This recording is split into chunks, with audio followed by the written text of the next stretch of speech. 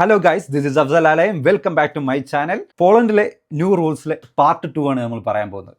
TRCയുടെ കാര്യത്തിൽ വളരെ സ്ട്രിക്റ്റ് ആയിട്ട് പറഞ്ഞിട്ടുണ്ട്. വേറെല്ല ഏതെങ്കിലും രാജ്യത്ത് വർക്ക് ചെയ്യുന്നവർക്ക് ഇനി മുതൽ പോളണ്ടിൽ വന്ന് TRCക്ക് അപ്ലൈ ചെയ്യാൻ TRCക്ക് അപ്ലൈ ചെയ്യാൻ പറ്റില്ല എന്നുള്ളത് സ്ട്രിക്റ്റ് ആയിട്ട് തന്നെ പറഞ്ഞിട്ടുണ്ട്. അപ്പോൾ ആ ഒരു കാര്യം നടക്കുന്ന കാര്യമല്ല.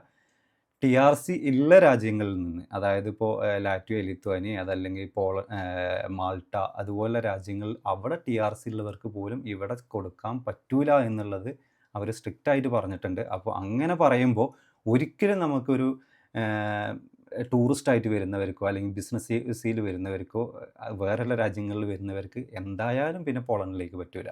അപ്പോൾ ആ ഒരു കാര്യം എല്ലാവരും ശ്രദ്ധിക്കുക. കുറേ ആൾക്കാർ ഇപ്പോഴും അത് പറഞ്ഞുകൊണ്ട് പിന്നെ വിസ കൊടുക്കുന്നുണ്ട്. അപ്പോൾ ആ ഒരു കാര്യം ഇനി നടക്കൂല. അപ്പോൾ അതിന് വേണ്ടിയിട്ട് ആരും ഇനി എടുത്തു ചാടി ഇങ്ങോട്ട് വരണ്ട. അത് നടപടിയാകുന്ന കേസല്ല. പിന്നെ ഈ നിയമത്തിൽ ഒരുപാട് മാറ്റങ്ങൾ വന്നിട്ടുള്ളത് അസൈലം പരിപാടിയാണ്. അത് ഇവിടെ അഭയാർത്ഥിയാവുന്ന ഒരു പരിപാടിയുണ്ട്. ആ ഒരു പരിപാടിയാണ് നിർത്തിവെച്ചു എന്നുള്ള രീതിയിൽ ഇപ്പോൾ വന്നിട്ടുള്ളത്. അത് നമുക്ക് ഈ ബലാറസ് ആ ഒരു ബോർഡറിൽ വരുന്ന ആ ഒരു ചെക്കിങ്ങും കാര്യങ്ങളും, അതുപോലെ ജോർജിയൻസിൻ്റെ കുറച്ച് ചെക്കിങ് അവരൊക്കെയാണ് നിർത്തിയിട്ടുള്ളത്, അവിടെ നിന്ന് ഇങ്ങോട്ട് വരുന്നതൊക്കെ. പക്ഷേ ഉക്രൈൻസിൻ്റെ കേസിൽ അത് പറഞ്ഞിട്ടില്ല. ചിലപ്പോൾ ഉണ്ടാവുമായിരിക്കും. അതങ്ങനെ പറഞ്ഞിട്ടില്ല. പ്രത്യേകം എടുത്ത് പറഞ്ഞിട്ടുള്ളത് ജോർജിയ എന്നാണ് പറഞ്ഞിട്ടുള്ളത്. അപ്പോൾ ഉക്രൈൻസിൻ്റെ പറഞ്ഞിട്ടില്ല. ഉക്രൈൻസിൻ്റെ ആ ഒരു വാറ് കഴിഞ്ഞതിന് ശേഷമാണ് പോളണ്ട് ഒരുപാട് പ്രശ്നങ്ങൾ ഉണ്ടായിട്ടുള്ളത്. TRCയുടെ ഈ ഒരു ലാഗും അങ്ങനെയുള്ളതൊക്കെ ഉണ്ടായിട്ടുള്ളത്. പിന്നെ അവരെ ഇവിടെ ലീഗലാക്കാൻ വേണ്ടിയിട്ട് ഒരുപാട് കാര്യങ്ങൾ ചെയ്തു. അപ്പോഴേക്കും കുറേ പേപ്പറുകൾ പെൻഡിങ് വന്നു. അവിടെ ഈ ഇമിഗ്രേഷൻ ഓഫീസിലാണെങ്കിൽ ഇത്രയും സ്റ്റാഫുകൾ ഇല്ലാത്തതുകൊണ്ട് തന്നെ എംപ്ലോയീസ് വളരെ കുറവാണ്. അതുകൊണ്ട് തന്നെ പിന്നെ ഇവിടുത്തെ ആൾക്കാരെന്ന് പറഞ്ഞാൽ മെല്ലപ്പോക്ക്, അതെല്ലാം കാരണമാണ് ഇത്രയും പെൻഡിങ് വരാൻ കാരണം. പിന്നെ അതിൽ എടുത്തു പറയേണ്ട ഒരു കാര്യം എന്ന് പറഞ്ഞു കഴിഞ്ഞാൽ നമ്മൾ കൊടുക്കുന്ന പേപ്പറുകൾ പകുതിയും ഫേക്കും അതുപോലെ തന്നെ പേപ്പറുകൾ മിസ്സിങ്ങും. അതുകൊണ്ടാണ് ഇത്രയും ലാഗ് വന്നേ എന്നാണ് പറയുന്നത്. കാരണം അവരൊരു പേപ്പർ എടുത്ത് നോക്കുമ്പോൾ അതിൽ ഇൻഷുറൻസ് ഉണ്ടാവില്ല. ഇൻഷുറൻസ് ഇല്ലെങ്കിൽ പിന്നെ അവരെ വീണ്ടും മെയിൽ അയച്ചെങ്ങാണ്ട് അവരോട് ഇൻഷുറൻസ് വെക്കാൻ പറയും. അവർ വീണ്ടും സബ്മിറ്റ് ചെയ്യും. അങ്ങനെയുള്ള കുറേ കാര്യങ്ങൾ, അതായത് പേപ്പർ മിസ്സിങ്, അതാണ് ഒന്നും കൂടി ഡിലേ ആവാനുള്ള കാരണം എന്നാണ് പറഞ്ഞത്. അതുകൊണ്ട് ഒരു വക്കീൽ ത്രൂ കൊടുക്കുന്നതാണ്. വക്കീൽ വരെ പേപ്പർ മിസ്റ്റേക്ക് വരുത്താറുണ്ട്. അവർക്ക് അങ്ങനെ വലിയ കമ്മിറ്റ്മെൻ്റ് ഒന്നുമില്ല. ആര് ചെന്ന് കഴിഞ്ഞാലും അവരെടുക്കും. അവരെടുത്തിട്ട് പറയും നമ്മൾ TRC എടുത്തു തരാം, കുഴപ്പമില്ല എന്ന് പറഞ്ഞിട്ടാണ് അവരെടുക്കുന്നത്. പക്ഷേ ഡിസിഷൻ വരുമ്പോൾ നെഗറ്റീവായിരിക്കും. പല വക്കീലന്മാരും നമ്മൾ കണ്ടിട്ടുണ്ട് ഡിസിഷൻ അറിഞ്ഞിട്ടുണ്ടാവില്ല. അവർക്ക് ബയോമെട്രിക് ഡേറ്റ് എന്നാന്ന് അവർ അറിഞ്ഞിട്ടുണ്ടാവില്ല. ചിലപ്പോൾ നാളെയാണ് ബയോമെട്രിക് എങ്കിൽ ഇന്ന് വന്ന് പറയും നാളെയാണെന്നുള്ളത്. അപ്പോൾ അങ്ങനെ കുറേ കാര്യങ്ങൾ നമുക്ക് അറിയാവുന്നതാണ്, എക്സ്പീരിയൻസ് ചെയ്തിട്ടുള്ളതാണ്. ഈ ബയോമെട്രിക്കിൻ്റെ ഡേറ്റ് പറയാത്തത് നമ്മൾ കണ്ടിട്ടുണ്ട്. എന്നിട്ട് നാട്ടിലേക്ക് പോകേണ്ടി വന്നിട്ടുണ്ട്. അങ്ങനെയുള്ള ആൾക്കാരെ നമുക്കറിയാം. അപ്പോൾ എപ്പോഴും നമ്മളിങ്ങനെ കൊടുക്കുന്നുണ്ടെങ്കിൽ നമ്മൾ എപ്പോഴും വിളിച്ചുകൊണ്ടിരിക്കുക വക്കീലിനെ. അല്ലെങ്കിൽ വക്കീലന്മാരെ എടുത്തില്ലെങ്കിൽ, മെസ്സേജ് നോക്കുന്നില്ലെങ്കിൽ നമ്മൾ അവിടെ മീറ്റ് ചെയ്തുകൊണ്ട് പോയി ചോദിക്കുക, എൻ്റെ പേപ്പർ എന്തായി, എന്താണ് അതിൻ്റെ ഡോക്യുമെൻറ്റ്സ്, എങ്ങനെയാണ് അതിൻ്റെ സ്റ്റാറ്റസ് എന്താണെന്നുള്ളത് നോക്കുക. അതാണ് ഏറ്റവും നല്ലൊരു കാര്യം. അതല്ലെങ്കിൽ അവരെ വർക്കുകൾ ചെയ്യുന്നുണ്ടാവും. നമ്മളത് അവർക്കൊരു ഫയൽ മാത്രമാണ്. ആ ഫയലിൽ എന്തെങ്കിലും പറ്റി കഴിഞ്ഞാൽ അവർ പറയും നമുക്ക് അപ്പീലിന് പോവാം, ഇത്രയേ ഉള്ളൂ എന്ന് പറയും. നമ്മൾ നാട്ടിൽ പോകേണ്ടി വരും. അപ്പോൾ ആ ഒരു കാര്യം പ്രത്യേകം ശ്രദ്ധിക്കുകയും ചെയ്യുക. പിന്നെ നമുക്ക് ഒരുപാട് ആൾക്കാർ വന്ന് ചോദിച്ചിട്ടുള്ള ഒരു കാര്യമായിരുന്നു വൊക്കേഷണൽ ട്രെയിനിങ് പ്രോഗ്രാമിൻ്റെ TRCയുടെ കാര്യം എന്താണെന്നുള്ളത്. നമുക്ക് ഈ വൊക്കേഷണൽ ചെയ്യുന്ന ടൈമിൽ, അന്ന് നാഷണൽ അദേഴ്സ് ആ ഒരു ഇതിലാണ് ചെയ്യുന്നത്, പക്ഷേ ഇത് തന്നെ വൊക്കേഷണൽ ട്രെയിനിങ് തന്നെ. ആ ഒരു കാര്യത്തിൽ നമുക്ക് വന്ന ടൈമിൽ ആരും പ്രതീക്ഷിച്ചിട്ടുണ്ടായില്ല ഇതിന് നമുക്ക് TRC അടിക്കും എന്നുള്ളത്. പകുതി ആൾക്കാരും പറഞ്ഞു കഴിഞ്ഞാൽ നമ്മൾ ഈ ഒരു ഇത് കഴിഞ്ഞതിന് ശേഷം നാട്ടിലേക്ക് പോകേണ്ടി വരും, TRC അടിക്കില്ല, അങ്ങനെയൊക്കെ ആയിരുന്നു. പക്ഷേ TRC അടിച്ചിട്ടുണ്ടായിരുന്നു, TRC അടിക്കുന്നുണ്ട്. പക്ഷേ ഇപ്പോൾ ഈ നിയമങ്ങളിൽ മാറ്റം വന്നപ്പോൾ അപ്പോഴും ചെറിയ ഡൗട്ടുകളുണ്ട് ഇത് അടിക്കുമോ എന്നുള്ളത്. പക്ഷേ ഞാനിപ്പോൾ അന്വേഷിച്ചപ്പോൾ എൻ്റെ അന്വേഷണം കറക്റ്റാണെന്ന് ഞാൻ പറയില്ല. നിങ്ങൾക്ക് അന്വേഷിക്കാം. എന്തെങ്കിലും ഇതിൽ നമുക്കൊരു ഞാൻ പറഞ്ഞ തെറ്റെന്ന് തോന്നിക്കഴിഞ്ഞാൽ നിങ്ങൾക്ക് കമൻറ്റിൽ രേഖപ്പെടുത്താം ഇതങ്ങനെയല്ല എന്നുള്ളത്. വിത്ത് പ്രൂഫ് വന്നു കഴിഞ്ഞാൽ ഞാൻ തന്നെ അത് തിരുത്തുന്നതാണ്. ഇതുവരെ നമ്മൾ അന്വേഷിച്ചതിൽ അങ്ങനെയൊന്നും പറഞ്ഞിട്ടില്ല. കാരണം ഇവിടെ വന്നതിന് ശേഷം ആ കോളേജിൽ പഠിക്കണം, ആ കോളേജിൽ കംപ്ലീറ്റ് ആക്കണം. ഏത് കോഴ്സാണ് എടുത്തെങ്കിൽ അതിൽ കംപ്ലീറ്റ് ആക്കിയിട്ട് വർക്കിലേക്ക് പോയിട്ട് നമ്മൾ TRCക്ക് കൊടുക്കുമ്പോൾ അഥവാ ഡിസിഷൻ നെഗറ്റീവായി കഴിഞ്ഞാൽ നമുക്ക് ഇവിടെ എന്തിനാണ് വന്നത്, ഇവിടെ എന്താണ് ചെയ്തതെന്നുള്ള പ്രൂഫ് കാണിക്കണം എന്നാണ് പറഞ്ഞിട്ടുള്ളത്.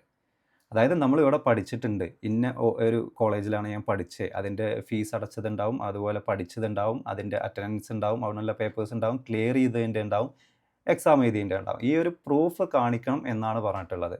അതാണ് ഇപ്പം ഞാൻ അന്വേഷിച്ചതിൽ എനിക്ക് മനസ്സിലാക്കാൻ പറ്റിയിട്ടുള്ളത്. അപ്പോൾ അതിനൊരു പ്രോബ്ലം ഇല്ല എന്ന് തന്നെയാണ് എനിക്ക് പറയാനുള്ളത്. ഇനി എന്തെങ്കിലും ഉണ്ട്, അങ്ങനെ ആർക്കെങ്കിലും നിങ്ങൾ അന്വേഷിച്ചിട്ട് അങ്ങനെ ഉണ്ടെങ്കിൽ കമൻറ്റ് ചെയ്യുക. ഞാൻ അതെന്തായാലും തിരുത്തുന്നതാണ്. പിന്നെ എല്ലാവരും കാത്തിരുന്ന വർക്ക് വിസയാണ്. ഈ വർക്ക് വിസ ഒരു 2 വർഷമായിട്ട് വിസ വളരെ റിജക്ഷനാണ്. അതുപോലെ തന്നെ VFS അപ്പോയിൻമെൻറ്റ് കിട്ടുന്നില്ല. നമുക്ക് വിസകളൊന്നും കിട്ടുന്നില്ല. പോളണ്ടിന് വളരെ നെഗറ്റീവാണ് ഇപ്പോഴത്തെ ഒരു ടൈമിൽ നമുക്ക് ഈ ഒരു വർക്ക് വിസയിൽ വന്നിട്ടുള്ളത്. അത് മൊത്തത്തിലെടുക്കാം. നമുക്ക് വേൾഡിൽ തന്നെ അത് ഏത് രാജ്യമാണെങ്കിലും ഇപ്പോൾ ഇമിഗ്രേഷൻസിന് നമുക്ക് വർക്ക് ചെയ്യാൻ പോകുക എന്നുള്ളത് പല രാജ്യങ്ങളിലും ഇപ്പോൾ ഭയങ്കരമായിട്ട് കുറഞ്ഞിട്ടുണ്ട്. കാരണം ആ രാജ്യങ്ങൾ വളരെ കുറച്ച് അവർക്ക് എന്താണോ ആവശ്യം ആ ആവശ്യമുള്ളത് മാത്രമേ എടുക്കുന്നുള്ളൂ. ഒരു നേഴ്സാണ് ആവശ്യമെങ്കിൽ ആ നേഴ്സിനെയാണ് റിക്രൂട്ട് ചെയ്യുന്നത്. അതുപോലെ വെൽഡറാണെങ്കിൽ വെൽഡർ, ട്രക്ക് ഇപ്പോൾ ഏറ്റവും കൂടുതൽ അടിച്ചിട്ടുള്ളത് വിസയ്ക്ക് കൊടുത്തിട്ടുള്ളത് ട്രക്കുകൾക്കാണ്. കാരണം അതിന് ഒരുപാട് ഒഴിവുകളുണ്ട്. അപ്പോൾ അതിലേക്കാണ് കൂടുതൽ എടുത്തിട്ടുള്ളത്. പണ്ടൊക്കെ ഇപ്പോൾ ഞാനൊക്കെ വരുന്ന ആ ഒരു ടൈമിലൊക്കെ പകുതി ആൾക്കാരെന്ന് പറയുന്നത് ഡെലിവറി ജോബിന് വരെ കയറി വന്നിരുന്നു. ഡെലിവറി ജോബ് ഇന്ന് ഇവിടെയുള്ള ആൾക്കാരനെ ഡെലിവറി ജോബ് എടുത്തു കഴിഞ്ഞാൽ എത്ര എമൗണ്ട് കിട്ടുന്നതെന്നുള്ളത് ചിലയിടത്തൊക്കെ വളരെ കുറവാണ്. ചിലയിടത്ത് അതിനുള്ള ജോബ് പോലും ഇല്ല. അങ്ങനത്തെ സ്ഥാനത്ത് നമ്മൾ നാട്ടിന് ഡെലിവറി ജോബ് എന്ന് പറഞ്ഞിട്ടുള്ള ഒരു ജോബിന് വരെ ഇങ്ങോട്ട് വർക്ക് പെർമിറ്റ് എടുത്ത് വന്നിരുന്നു. പിന്നെ അതേപോലെ ടാക്സി ഓടിക്കാൻ, ഈ ഊബർ ടാക്സി ഓടിക്കാൻ അതിനുള്ള വിസകളൊക്കെ ഉണ്ടായിരുന്നു. ഇപ്പോൾ അതൊന്നും ഇല്ല. ഇപ്പോൾ അതുപോലെ വെയർ ഹൗസിലേക്ക് മീറ്റ് കട്ടർ എന്നൊക്കെ പറഞ്ഞിട്ട് സ്കിൽഡ് അല്ലാത്ത അൺസ്കിൽഡ് കാറ്റഗറിയിൽ ഒരുപാട് ജോബുകൾ, ക്ലീനിങ് എന്നൊക്കെ പറഞ്ഞിട്ടൊക്കെ ഉണ്ടായിരുന്നു. ഇപ്പോൾ അതുകളൊന്നുമില്ല. ഇപ്പോൾ പൊതുവേ എന്ന് പറഞ്ഞാൽ നമുക്ക് എന്തെങ്കിലും സ്കില്ലുണ്ടെങ്കിൽ ആ സ്കില്ലിന് മാത്രം അത് ഇവിടെ ആളെ കിട്ടുമെന്ന് നോക്കിയിട്ട് മാത്രമാണ് നമുക്ക് പുറത്തുനിന്നുള്ളത് ഇപ്പോൾ വരുന്നുള്ളൂ. കൂടുതൽ വേക്കൻസികളൊന്നുമില്ല. പണ്ടത്തെ മാതിരി ഏതെങ്കിലും കമ്പനികൾ 200 വേക്കൻസി 100 വേക്കൻസി എന്നൊക്കെ പറഞ്ഞിട്ടാണ് വരാറ്. ഇപ്പോൾ അങ്ങനെയൊന്നുമില്ല. പിന്നെ ഇപ്പോൾ കുറച്ച് വേക്കൻസികൾ മാത്രമേ ഉള്ളൂ. അത് മാക്സിമം ഇവിടുന്ന് തന്നെ എടുക്കാൻ പറ്റുമോ എന്ന് നോക്കും. പോളണ്ടൊക്കെ എന്ന് പറഞ്ഞു കഴിഞ്ഞാൽ ഇപ്പോൾ ഒരുപാട് ഉക്രൈൻസൊക്കെ വന്ന കാരണം എല്ലായിടത്തും നന്നായിട്ട് വർക്ക് നടന്നുകൊണ്ടിരിക്കുന്നുണ്ട്. പിന്നെ പുറം രാജ്യങ്ങളിൽ വേറെ എല്ലാ രാജ്യങ്ങളിൽ നിന്ന് ഒരുപാട് വരുന്നുണ്ട്. പിന്നെ ഇന്ത്യൻസിന് പൊതുവേ ഇവിടെയുള്ള വർക്കേഴ്സ് ഇവിടെയുള്ള കമ്പനികളിൽ ഇപ്പോൾ ഹയർ ചെയ്യുന്നത് വളരെ കുറവാണ്. ഞാൻ വന്ന ടൈമിലൊക്കെ ഒരുപാട് ആൾക്കാർ ഇന്ത്യൻസിനെ എടുത്തിരുന്നു. ഇന്ത്യൻസിനെ പറഞ്ഞു കഴിഞ്ഞാൽ നമുക്ക് ഏത് കമ്പനിയിലോട്ടും കയറി ചെല്ലാം. 1-2 കമ്പനി ചില ഏജൻസീസ് മാത്രമാണ് ഇത് ഇന്ത്യൻസിനില്ല, അതല്ലെങ്കിൽ നേപ്പാളീസിനില്ല, ഫിലിപ്പൈൻസിന് എന്നൊക്കെ പറഞ്ഞുകൊണ്ട് വന്നിട്ടുള്ളൂ. പക്ഷേ ഇപ്പോൾ എന്ന് പറയുന്നത് ചില കമ്പനികൾ ഇന്ത്യൻസിനെ ഹയർ ചെയ്യുന്നത് തന്നെ നിർത്തി. ഇപ്പോൾ ഇന്ത്യൻസിന് വർക്കേ ഇല്ല എന്നുള്ള രീതിയിൽ നിർത്തിയിട്ടുണ്ട്. അത് ഇപ്പോൾ ഇവിടെ സംഭവിച്ചിട്ടുള്ള ഒന്നാണ്. എനിക്ക് തോന്നുന്നത് ഇന്ത്യൻസ് എന്ന് പറഞ്ഞു കഴിഞ്ഞാൽ പകുതി ആൾക്കാരും വരുന്നത് മാറി ഒരു കമ്പനിയിൽ നിന്ന് പിന്നെ അടുത്ത കമ്പനിയിലോട്ട് അങ്ങനെ മാറി പോകുന്നത് കൊണ്ടാണ് അങ്ങനെ വരാൻ കാരണം. അത് ഒരു റീസൺ തന്നെയാണ്. നമ്മളൊരു കമ്പനിയിൽ കുറേ കാലം നിന്ന് വർക്ക് ചെയ്യാത്തത് കൊണ്ടാണ് അങ്ങനെ ഒരു പ്രശ്നം വരുന്നത്. അതുകൊണ്ട് നമ്മൾ മൊത്തത്തിലുള്ള ആ ഒരു വർക്കിലേക്ക് നാട്ടിൽ നിന്ന് കൊണ്ടുവരിക എന്നുള്ളത് ഇപ്പോൾ എല്ലാ രാജ്യങ്ങളും വളരെ കുറവാണ്. അപ്പോൾ പോളണ്ട് പിന്നെ പറ്റ കുറവാണ്. പോളണ്ട് ഇപ്പോൾ അങ്ങനെ കൂടുതലായിട്ട് നമ്മൾ അപ്പോയിൻമെൻറ്റ് എടുത്തുങ്ങാണ്ട് സബ്മിറ്റ് ചെയ്ത് ഇവിടെ എത്തുന്നതൊക്കെ വളരെ കുറവായിരുന്നു. കുറച്ചൊക്കെ വരുന്നുണ്ടായിരുന്നു. ലക്കി ഡ്രോയിൽ കിട്ടുന്നത് പകുതിയും റിജക്ഷൻ ആയിരിക്കും. അതിൻ്റെ പ്രധാന റീസൺ എന്ന് പറയുന്നത് എന്തെങ്കിലുമൊക്കെ ഒരു വർക്ക് പെർമിറ്റ് എടുത്ത് വെക്കുകൊണ്ടാണ്. ഒരു സ്കിൽഡ് അല്ലാത്ത വർക്ക് പെർമിറ്റുകൾ എടുത്തുങ്ങാണ്ട് ഇവിടുന്ന് ചെറിയ എമൗണ്ടിന് ഏതെങ്കിലും കമ്പനിയിൽ നിന്ന് മേടിച്ചിട്ട് അത് കൊണ്ടുപോയി ഏജൻസിക്ക് കൊടുക്കും. ഏജൻസി അതൊരു നല്ലൊരു എമൗണ്ട് ഇട്ടുങ്ങാണ്ട് കൊടുക്കും. അപ്പോൾ അത് പ്രോപ്പറായിട്ടുള്ളൊരു നല്ലൊരു വർക്ക് പെർമിറ്റ് ഇല്ലാത്തത് കൊണ്ടാണ് ഈ റിജക്ഷൻസ് ഒക്കെ വന്നിട്ടുള്ളത്. ഒരു സ്കിൽഡ് വർക്ക് പെർമിറ്റ് തന്നെ വേണം. ആ വർക്ക് പെർമിറ്റ് ഇപ്പോൾ 4666 സ്ലോട്ടിയാണ് അതിൻ്റെ വർക്ക് പെർമിറ്റിൽ സാലറി പറയുന്നത്.